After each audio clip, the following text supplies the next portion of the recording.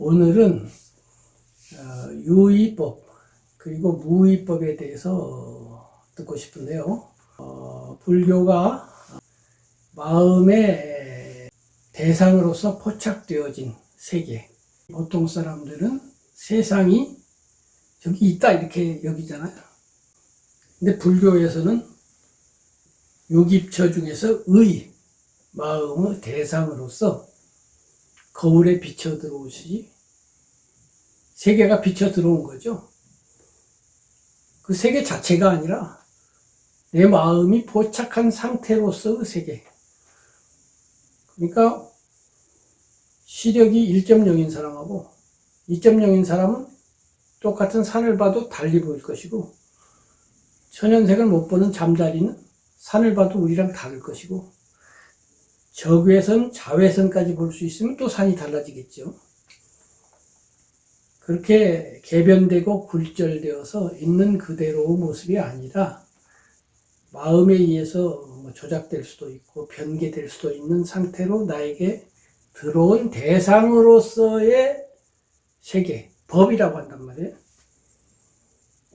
그런 법을 이제 다루기 때문에 불교가 불법이고, 불교는 모두 법으로서 이야기를 하는데, 이 법에는 유위법과 무위법이 있단 말이에요. 그래서 이제 위라는 말이 중요한데요. 어쨌든 무위법은 이제 열반, 불교인이 도달해야 되는 최종적인 경지죠. 그건데 이제 유위법. 그것이 상대 개념이기도 하면서도 또 열반이라는 건 또 상대성을 또 넘어서는, 그걸 흔히 절대라고 하지만 절대라는 말 자체도 또 상대적이란 말이에요. 그래서 참 설명하기 어려운데, 어쨌든 그래서 이제 불교가 유의법과 무의법으로 법을 분별하고 이제 거기에 기초하여 많은 설법이 있는데, 대행 스님도 유의법, 무의법 이야기를 한단 말이에요. 그분은 이제 정확하게 위 안 하고 유의법, 무의법 이렇게 합니다만, 그런데 제가 보기에도 불교에서 말하는 유의법, 무의법 분별하고 대행 스님이 말씀하시는 유의법, 무의법 분별은 천양지차가 아니라 전혀 딴 얘기 이렇게 들리거든요. 이거를 일반 불제자 혹은 한마음 선원에 계신 분들이 잘 알아들을 수 있도록 좀 설명해 주시기 바랍니다.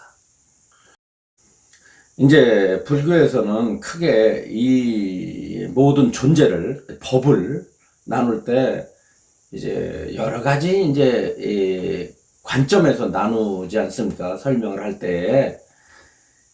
그 하나의 이제 나누는 그 기준이 뭐냐면, 방금 김 선생님께서 질문의 주제로 삼고 있는 유의법과 무의법이에요. 예. 유의법이라고 하는 것은 쉽게 말하면 인연에 의해서 조작되어진 연기의 세계를 말을 합니다. 연기된 모든 존재를 유의법이라고 말을 해요. 무의법이라고 하는 것은 이 연기되어진 모든 곳들로부터 벗어나만이겠어요. 예. 그렇다고 한다면 유의법은 중생계를 뜻하고 무의법은 열반계, 불계를 뜻하죠. 열반이라고 하는 그 용어에 계자를 붙이는 것은 무리가 있습니다만은 편의상 이제 우리가 설명을 하기 위해서 계자를 붙인다면, 이 세상은 중생이 살아가는 세계가 있고 부처님의 세계가 있다는 거죠. 있는데 연기된 세계를 그대로 연기되었다고 깨달아서 마음속에 탐진치가 사라져서 열반을 이루어져 버리면은, 이렇게 하면 유의법 자체 속에서도 어떻게 되냐면 무의가 되는 거예요. 그런데 연기의 이치를 깨닫지 못하고 이 안에서 탐진치를 발동시켜가지고 그 속에서 번뇌를 야기시키면서 그 속에서 고통을 받는다면 연기된 세계가 그냥 유의법으로 끝나게 되는 것이죠. 그렇다고 한다면 연기된 모든 법 속에서 탐진치를 일으키느냐 안 일으키느냐에 따라서 유의법과 무의법으로 갈라진다고 볼 수가 있겠죠. 그렇지 않습니까? 있는데 김 선생님도 이제 아까 설명을 하셨듯이 일반 철학에서는 존재란 무엇이냐를 규명하려고 해요.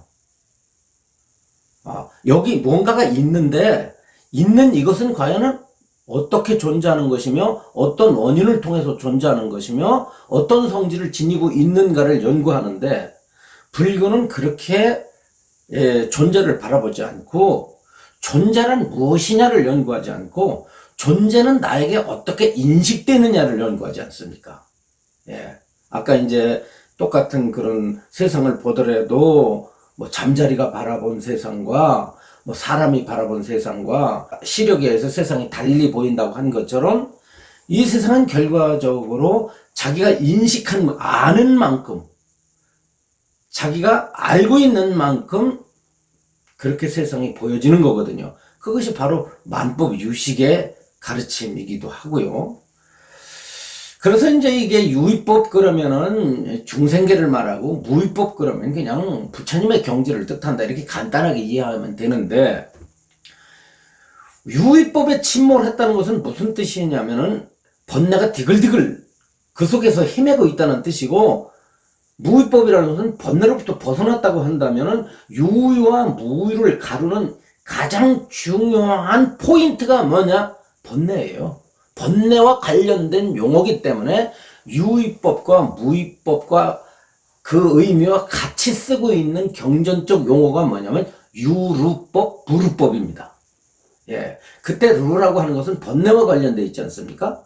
번뇌라는 뜻이죠. 루가 번뇌라는 뜻이에요. 번뇌가 일어나면 유루법이고 번뇌가 전혀 일어나지 않으면 무루법이 되는데 그렇다고 한다면 연기된 이 세상에 번뇌를 가지고 사는 사람은 연기된 세상이 유루로 나타나는 거고 번뇌가 없는 사람은 연기된 세상이 무루로 나타난다고 하는 것으로 따라서 불교 수행은 번뇌를 끊어가지고 연기된 세계 속에서 무루의 경지를 실현을 해서 연기된 세계 속에 속박당하지 않는 것으로서 해탈을 삼지 않습니까? 그런데 대행은 용어 자체를 한 번도 점검받지 않았기 때문에 그냥 지나가다 들었죠. 유우의법, 무우의법 할 때 그 우이라는 말이 한문으로 함이라는 뜻이잖아요. 할위. 그게 한다, 뭔가 행위 이런 뜻이거든. 근데 대행 스님은 이 유우이라는 말을 쓰지 않고 유애법, 무애법 이렇게 표현을 해요. 그래서 유애법, 무애법 합쳐가지고 이래요. 그런 얘기 자주 씁니다. 유무를 합친다 이런 말을 해요. 대행 스님의 설법의 특징을 들어보면 뭔가 계속 합치고 뭐가 계속 놔두고 뭐가 계속 행위를 해요. 뭔가 끊임없이 아주 인간들이 보통 사람들이 행할 수 없는 엄청난 능력의 소유자예요. 댓글에 보면 이런 댓글이 나옵니다. 대행선사께서는 대한민국을 구제하러 오신 분이다. 이렇게 나와요. 그리고 한 생각에 삼천대천세계를 쥐락펴락한다. 대행스님은 한 생각으로 우주를 들었다 놨다, 쥐었다 폈다 한다는 거예요. 이게 뭐냐? 대행스님 자체는 유의법과 무의법을 자신의 수행에서 이룬 어떤 엄청난 신과 같은 조물주와 같은 능력의 원리로 사용하고 있다는 점이에요. 그런데 이제 그 위라고 하는 말이 할위자 한다 영어로 치면 do라는 뜻인데 그 한다라고 하는 것이 아까 말한 번뇌로서 함을 의미하거든요. 그럼 번뇌로서 함이라고 하면 그 능력이 삼천대천세계를 들었다 놨다 하든가 아니면 내 앞에 있는 작은 물그릇을 들었다 놨다 하든가의 무게의 크기는 상관이 없거든요. 들었다 놓는 그 마음에 번뇌가 있느냐 없느냐가 불교에서 관심을 갖는 거지, 그 능력이 크냐 작으냐는 관심이 없거든요. 만약 그 능력의 크기가 불교 경지라고 하면 그야말로 사카천왕같이 제섭천처럼 또는 기독교의 신처럼 그런 능력을 가지고 있으면 그거 믿지. 그러나 불교 입장에서는 신이든가 말든가 우주를 창조했든가 말든가 그렇다고 치더라도 그 함, 그 두, 그것이 번뇌야. 그래, 그 신도 괴로워해. 지 맘대로 안 되면 괴로워하고, 내 말 안 듣는다고 막 혼내고, 홍수를 일으키고, 막 지기고 살리고, 성질내고, 너 왜 나 안 믿어? 하고 화내고 이러잖아요. 그럼 괴로울 거 아니야. 능력 많아도 괴로운 게 좋니? 능력 없는데 편한 게 좋니? 이거거든요. 그런데 대행 스님은 그 점에 있어서 그런 그 함, 위, 능력, 조작, 그것이 근본적인 문제가 있고 그것을 버리고 놓고 초월해야만 진짜 불교가 시작된다라고 하는 관점을 전혀 이해하지 못하고, 그래서 유와 무 개념을, 무라고 하는 것은 그런 무루, 루가 없음, 번뇌 없음 쪽이 아니라 육안으로 안 보이는 뭐 귀신 세계, 실통 세계, 이거를 무라고 착각을 하지만 그 세계 자체가 또 번뇌의 세계란 말이야. 그렇죠. 바로 지금 말씀하신 바와 같이 그러다 보니 대행의 유무는 어떠한 관점에서 쓰고 있느냐 하면 우리의 눈과 귀로서 인식되어지고 포착되어지는 이 세상, 보여지는 세상을 유의 세계로 봤어요. 그래서 그분이 유의 세계 이랬어요. 유의 세계. 그 다음에 무의 세계. 그 무의 세계는 뭐냐면 눈에 보이지 않는 영적 세계를 뜻합니다. 이 말은 무슨 뜻이냐면 부처님 세계는 눈에 보이지 않는 어떤 존재로 보는 거예요. 부처님을. 인간의 차원을 완전히 벗어난 상상도 할 수 없이 위대한 어떤 존재가 바로 부처로 보는 거예요. 그리고 그런 부처가 이 세상을 움직이고 있다고 보는 거죠. 그리고 대행 자신은 늘 말하기를 이런 말을 합니다. 이 보여지는 유의 세계와 말이야, 보이지 않는 무의 세계가 있거든. 이것이 하나로 돌아가거든. 그래서 사람 눈에는 이 유의 세계에선 무의 세계가 안 보여. 왜냐면 그것은 이게 바로 눈이 열려야만이 무의 세계를 볼 수 있지. 그 말은 무슨 뜻입니까? 도를 깨달으면 귀신 세계 본다는 거 아닙니까? 예? 근데 대행 스님은 도인이라고 하는 것이, 불교에서의 도인은 번뇌가 없는 것, 탐진치가 없는 게 도인 아닙니까? 근데 대행 스님의 도인은 뭐냐면 번뇌에 있고 없으면 아무 관련이 없어요. 이 한마음 요전을 보면은요, 여기에 보면 번뇌라고 하는 용어가 몇 개 없어요. 그리고 마음속에, 너희들 마음속에 들어있는 탐진치를 끊어야 된다는, 탐진치를 단호하게 끊어야 된다. 그리고 탐진치를 끊을 수 있는 구체적인 방법은 없고, 주로 뭐냐면은 여기에 권능, 절대전지의 자제권, 뭐 보이지 않는 뭐 능력, 이래가지고 흔히 말하는 신통방통술로서 이 주인공법의 활용을 강조하고 있습니다. 그것이 탐 아니냐 이거야. 그렇죠. 탐이죠. 따라서 이제 대행 스님이 쓰고 있는 유의법과 무의법이라고 하는 것은, 이것은 살아있는 현실 세계와 죽은 저 세상의 어떤 관련된 그런 말하자면 그 세계를 연결시켜 가지고 마치 대행 스님 자체가 이 현실 인간 세계와 저승의 세계를 넘나들면서 실수 없이 지장보살님처럼 저승 세계를 제도하고 보이는 세계는 보이는 세계대로 제도하고 보이지 않는 세계는 보이지 않는 세계로 제도를 하는데 여기 사는 사람들은 대행의 겉모습만 보기 때문에 그 세계를 볼 수가 없다. 대행 스님이 이 인간, 우리가 보여지는 이 현실 세계에서만 일을 하는 게 아니라 보이지 않는 영계의 세계에서 끊임없이 넘나들면서 마치 지장보살이 지옥 중생을 제도하듯이 끊임없이 그 귀신 세계를 제도하고 그들을 천상이나 극락세계로 인도하고 있다고 대행 스님도 그런 얘기를 늘 해왔고 한마음선언의 골소분자들은 그렇게 아직도 철떡같이 믿고 있죠. 요즘 와서 그분이 가시고 나니까 그런 관점에서의 뭐 우상화 내지는 신비화 내지는 무슨 새로운 교리 뭐 창출 그런 작업이 진행된다고 듣고 있어요. 그래서 대행 스님은 가셨지만은 우주 법계를 어디에선가 이렇게 관장하면서 마치 신처럼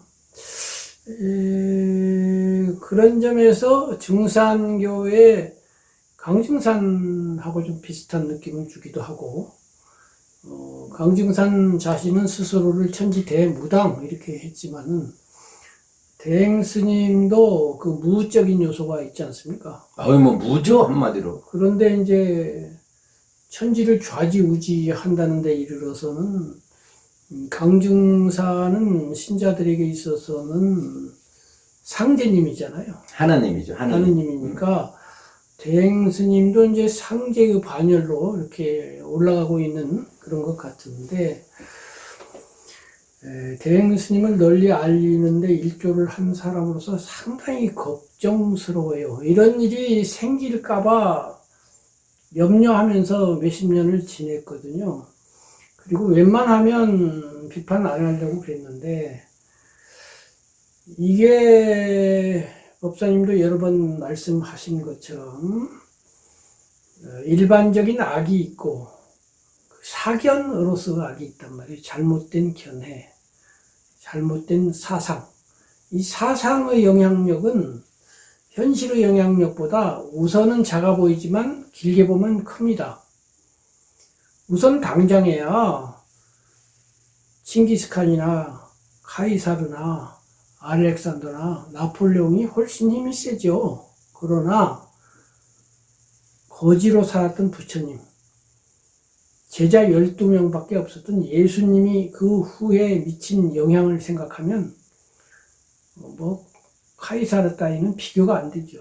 그게 사상의 힘 아닙니까? 그래서 잘못된 사상이 널리 퍼진다는 것은 어떤 독재자가 잠시 독재하는 것 이상으로 큰 영향을 미칠 수가 있거든요. 적어도 제 기준으로 현재 관점에서는 대행 스님의 그러한 법은 삿된 것인데 물론 저도 이런 견해가 제 견해니까 제 견해가 틀릴 수는 있음을 인정을 하니까 언제든지 틀림을 누군가가 비판하고 그걸 저는 경청한 다음에 다시 반론하면서 점검을 받아야 한다. 이것은 인정을 해요.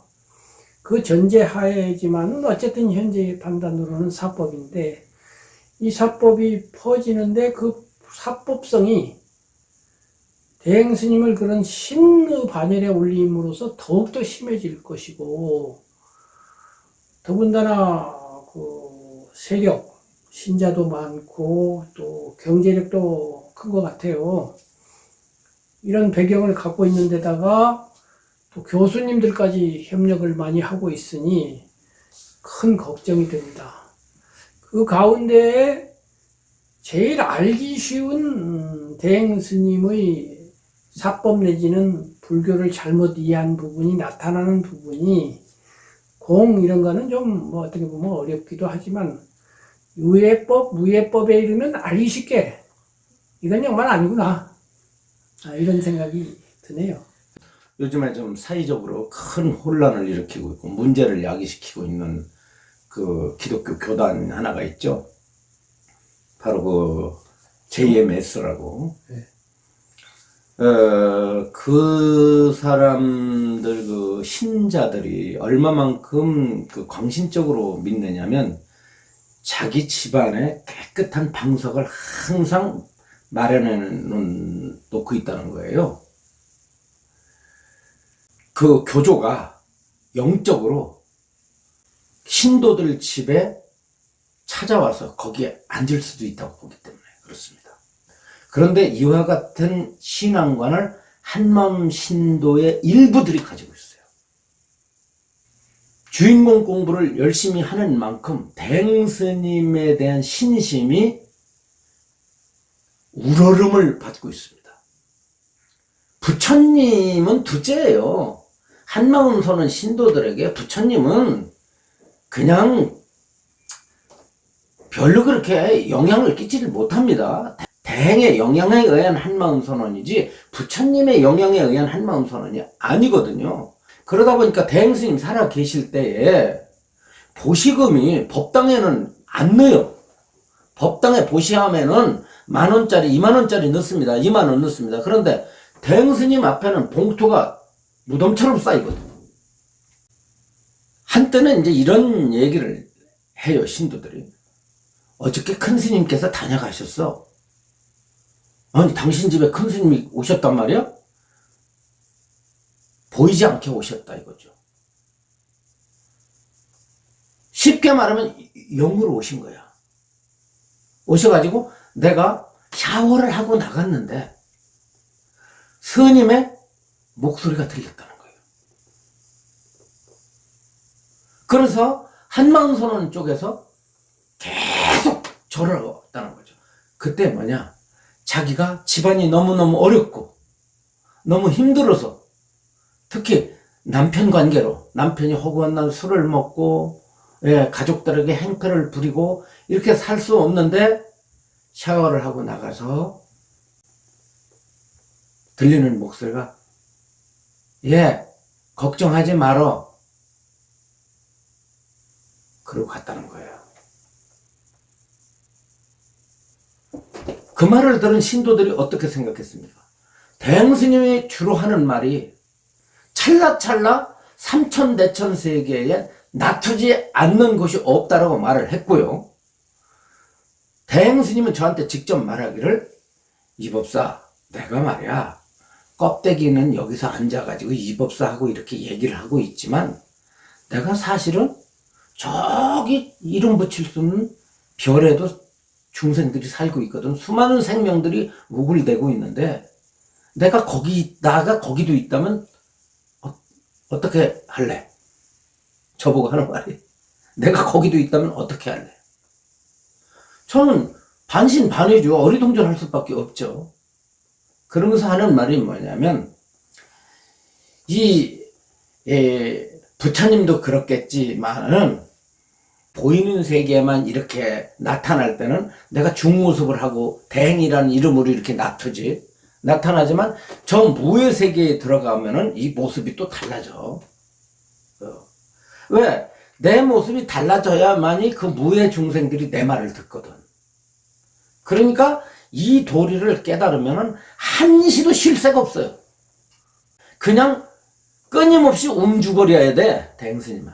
그런데 움죽거리더라도 이 움직이는 새가 없어. 왜냐하면 이게 체가 없기 때문에 그래. 왜냐하면 몸으로 하는 게 아니기 때문에. 그래서 이 유해법과 무해법이 돌아가는 이거를 이렇게 안다고 한다면 이건 입이 닫아져. 입이 닫아지기 때문에 부처님께서 말로 할 수 없느니라 이렇게 말했던 거지.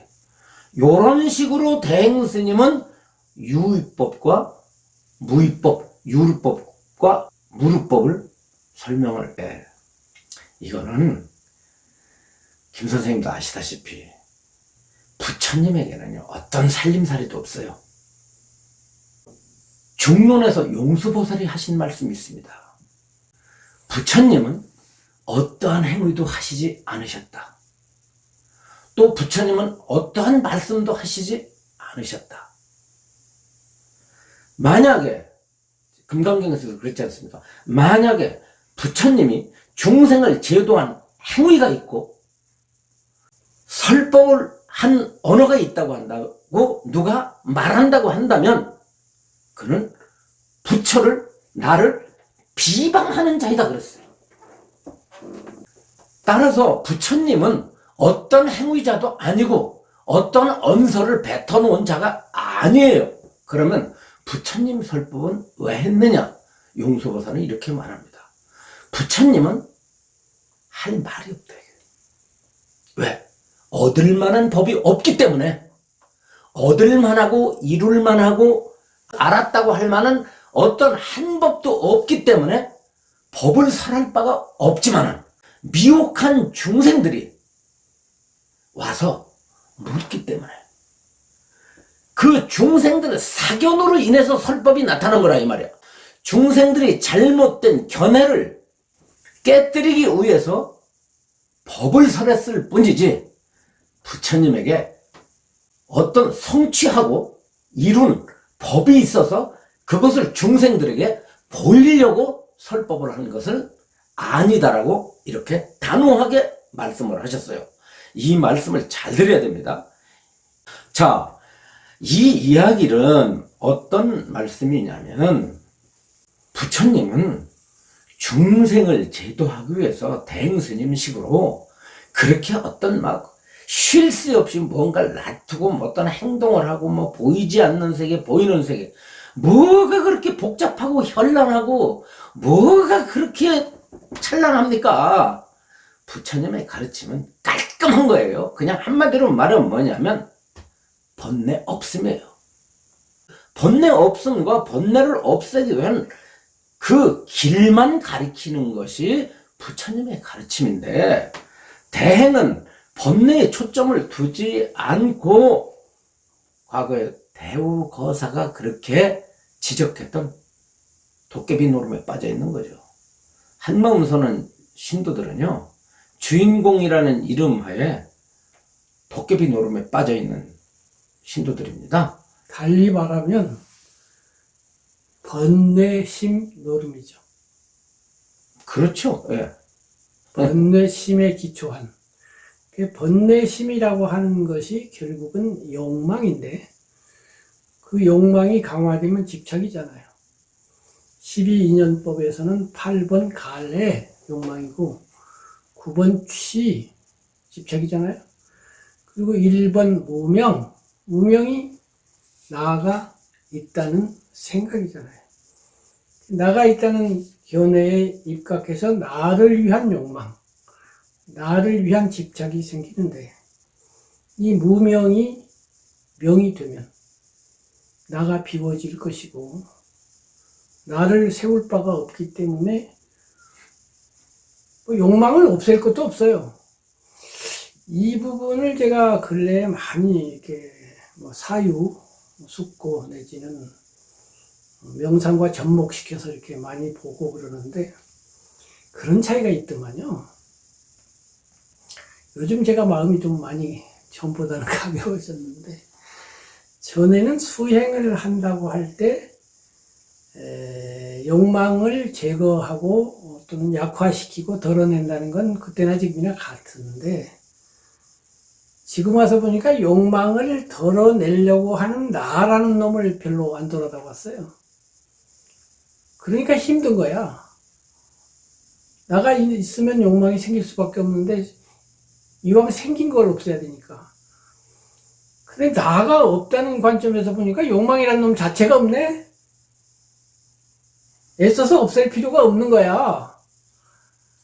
그래서 정견이 정각이다라는 말이 이해가 가는 게 이 나 없음, 무와 또 그것의 원으로서의 연기법 또는 공 이거에 대한 깨달음은 그만두고 이해만 견해만 잘 확립하고 철저해져도